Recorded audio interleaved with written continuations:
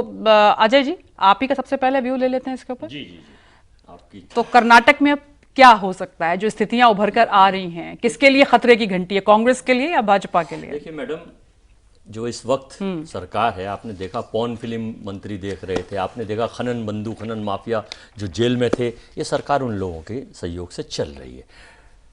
जिस वक्त इलेक्शन आता है, डी शिव कुमार जैसे एक लोकप्रिय नेता को उठा के ईडी के थ्रू या और के थ्रू बंद करा दिया जाता है ताकि ब्लैक मैसेज जाए। तो ये सरकार ने अघोषित कर्फ्यू लागू कर रखा है। साम दाम दंड भेद चारों अपना के सत्ता हासिल लेनी चाहिए। जैसे अभी आपने देखा हरियाणा के चुनाव में कि 5 साल से जो चौटाला साहब को जेल से जमानत नहीं मिली, पता नहीं कोर्ट को कौन सा ख्वाब आया, क्या चीज़ मिली या क्या ऊपर से दबाव आया कि अगले दिन ही, जिस दिन समर्थन हो गया अनैतिक सरकार में, अगले दिन ही जमानत भी हो गई। ऐसे ही कर्नाटक में आपने देखा कांग्रेस और जनता दल और बीजेपी छोड़ दीजिए, ये जनता के दरबार का मामला है। फुटबॉल का मैदान समझ रखा है इस राजनीति के मंदिर को, विधानसभा को, जहां से निर्णय नीति नियम, लोकसभा को। आप आज आपके यहाँ थैली खोलते हैं, लोगों को बाप बुलाते हैं, इस्तीफा दिलाते हैं, अगले दिन फिर उनको अपने यहाँ टिकट दे देते हैं। जनता सब देख रही है कि आपकी, ठीक है, आप एक जर्मन शाही चला रखी है हिंदुस्तान में, आपका तरीका है वो चलाइए। जनता को सब मालूम है, सब जानती है। कर्नाटक के नज़र में एक चुनी हुई सरकार को, एक संवैधानिक सरकार को किस तरह से थैलियों का मुंह खोलकर किस तरह से देश की सरकार ने गिराया, ये पूरा देश जानता है।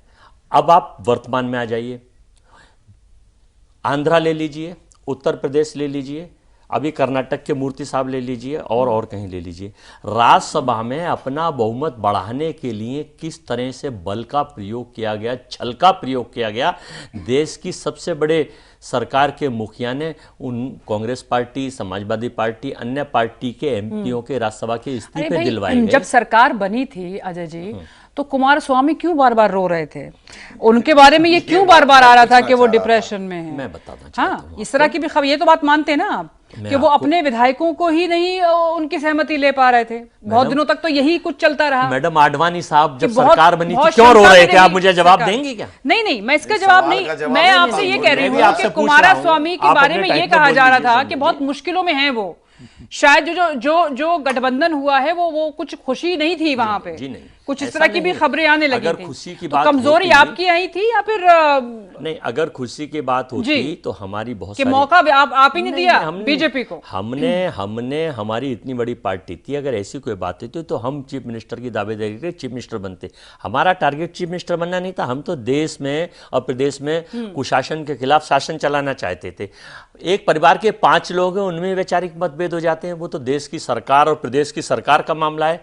वर्तमान में जो हालात कर्नाटक में है, जनता सब समझ चुकी है कि 17 विधायक, अब आप देख लीजिए, अब जो उपचुनाव हैं, इन 17 के 17 को बीजेपी इन्हीं लोगों को टिकट 17 को देगी, इसके अलावा किसी और को नहीं देगी। हाँ। और ये लोग अपने दम पर नहीं जीत के आए। रेड्डी बंधु तो खनन माफिया हैं, वो तो अपने दम पे जीत सकते हैं, लेकिन ये लोग जनता ने कांग्रेस के टिकट पर, जेडीएस के टिकट पे भेजे थे। अब जनता इनको मुंहतोड़ जवाब देगी और लोकतंत्र में किस तरह से दुरुपयोग सत्ता और पावर का किया गया था। अब जरा उन्हें मौका